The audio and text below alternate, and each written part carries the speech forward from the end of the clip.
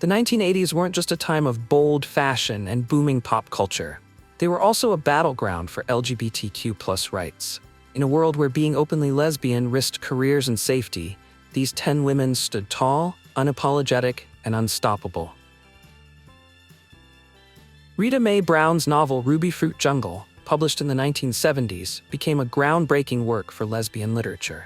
By the 1980s, Brown had cemented her place as a prominent voice in LGBTQ+ storytelling. Her works celebrated queer identities while challenging stereotypes, and her sharp wit made her a favorite among readers. Beyond her writing, Brown was an outspoken advocate for LGBTQ+ rights, using her platform to demand visibility and acceptance. Alison Bechdel's Dykes to Watch Out For became a cultural phenomenon in the 1980s. The comic strip, which humorously depicted the lives of a group of lesbians, offered representation that was virtually non-existent in mainstream media. Bechdel's work not only resonated with queer audiences, but also introduced straight readers to the complexities of LGBTQ+ life. The Bechdel test, derived from her comics, has become a widely used metric for evaluating gender representation in film and television.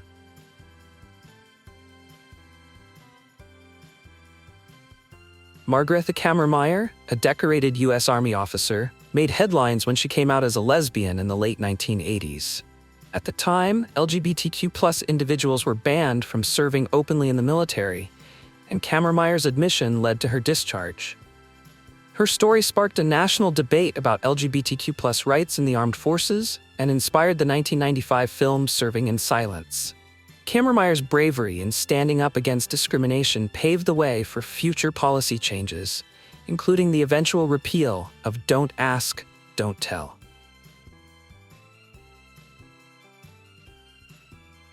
Adrienne Rich was a towering figure in feminist and LGBTQ+ literature.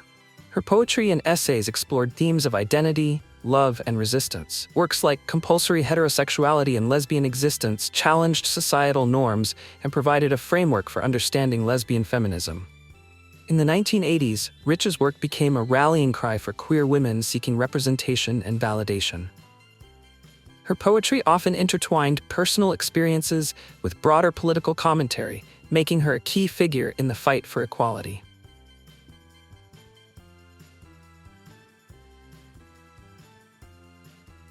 Gerri Jewell broke barriers as the first person with cerebral palsy to appear on a major television series, The Facts of Life. While her role focused on disability representation, Jewell later revealed her identity as a lesbian, adding another layer to her advocacy. Her journey was far from easy. Navigating Hollywood as both a person with a disability and a member of the LGBTQ+ community meant facing discrimination on multiple fronts. Despite these challenges, Jewell remained steadfast in her commitment to authenticity, proving that intersectionality and representation matter. Her courage in sharing her story has made her an enduring symbol of resilience. Sandra Bernhard gained prominence in the 1980s as a comedian with a sharp tongue and fearless approach to controversial topics. Her performances often delved into themes of sexuality, love, and societal expectations, making her a favorite among LGBTQ+ audiences. Bernhard's humor pushed boundaries, and she often hinted at her own relationships with women, creating a space for conversations about queerness in a time when such topics were taboo. Her close friendship with Madonna further elevated her profile, and her role in The King of Comedy showcased her versatility as a performer. Bernhard remains a beloved figure for her contributions to comedy and her unapologetic embrace of her identity. Melissa Etheridge emerged as one of the most influential rock musicians of her time. Born in Kansas, Etheridge's passion for music led her to Los Angeles, where she built her career with raw, emotionally charged songs.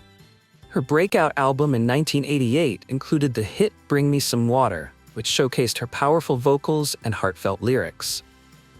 While Etheridge officially came out as a lesbian in the early 1990s, her openness and authenticity in the 1980s already resonated with LGBTQ+ audiences. Behind the scenes, she was quietly building a reputation as a queer icon, refusing to conform to heteronormative expectations in her personal and professional life.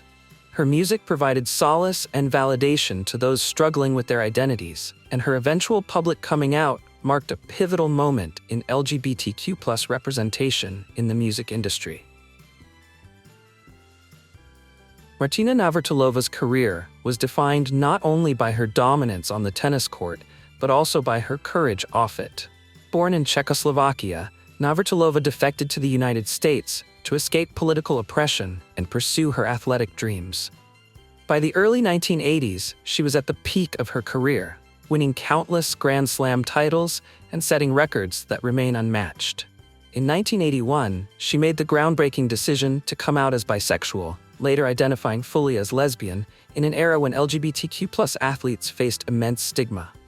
The announcement made headlines, and Navratilova was met with both support and harsh criticism. Sponsors hesitated to endorse her, and the media often scrutinized her personal life. Despite these challenges, she never wavered in her commitment to authenticity. Over the years, she became a vocal advocate for LGBTQ+ rights, using her platform to address issues like marriage equality and discrimination in sports. Audre Lorde's powerful voice echoed through the tumultuous cultural and political landscape of the 1980s.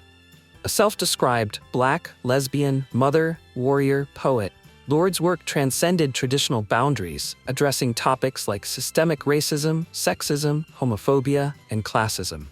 Her landmark works, such as Zammy, A New Spelling of My Name, and Sister Outsider, explored the intersections of her identity with unflinching honesty. In the 1980s, Lorde's writing became a cornerstone of the LGBTQ+ and feminist movements, challenging the erasure of queer women of color in mainstream discourse. She co-founded organizations like the Kitchen Table, Women of Color Press, ensuring that marginalized voices had a platform. Lorde's activism extended beyond her writing.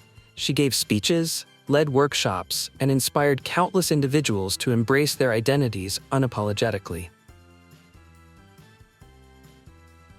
Barbara Gittings' activism began in the 1950s, but her work in the 1980s continued to influence LGBTQ+ visibility and representation.